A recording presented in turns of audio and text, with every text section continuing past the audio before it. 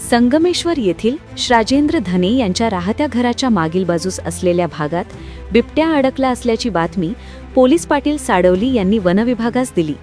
मिळालेली माहिती वरिष्ठांना देऊन सर्व स्टाफसह साहित्यासह जागेवर जाऊन खात्री करता या ठिकाणी बिबट्या हा वन्य प्राणी जागेवर एकाच ठिकाणी बसलेला असल्याचे आढळून आला। त्याला सुरक्षितरित्या ताब्यात घेतला।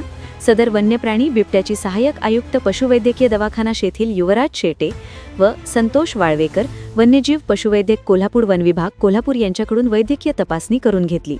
सदर वन्य प्राणी बिबट्या नर असून त्याचे वय 3 ते 4 वर्षे असून मागील डाव्या पायाच्या मांडीला जखम असून पशुवैद्यकीय अधिकारी यांनी त्याचबरोबर उपचार केले। घटनास्थळी सहाय्यक वनसंरक्षक रत्नागिरी चिपळूण श्रीमती प्रियांका लगड, परिक्षेत्र वन अधिकारी रत्नागिरी प्रकाश सुतार, परिक्षेत्र वन अधिकारी फिरते पथक रत्नागिरी चिपळूण जितेंद्र गुजले, वनपाल संगमेश्वर देवरुख सागर गोसावी, सारिक फकीर वनपाल लांजा, वनरक्षक फुंडूस आकाश कडूकर, वनरक्षक साखरपा सहयोग कराडे, वनरक्षक दाभोळे श्रीमती सुप्रिया काळे, वनरक्षक आरोली सूरज तेली, वनरक्षक लांजा श्रीमती नमिता कांबळे, वनरक्षक कोर्ले श्रीमती शावळी पवार, वनरक्षक राजापूर फिरते पथक श्री विशाल पाटील, वनरक्षक फिरते पथक श्री दत्तात्रय सुर्वे, वनरक्षक वन तपासणी नाका साखरपा रणजित पाटील, पोलीस पाटील साडोली व ग्रामस्थ हे उपस्थित होते।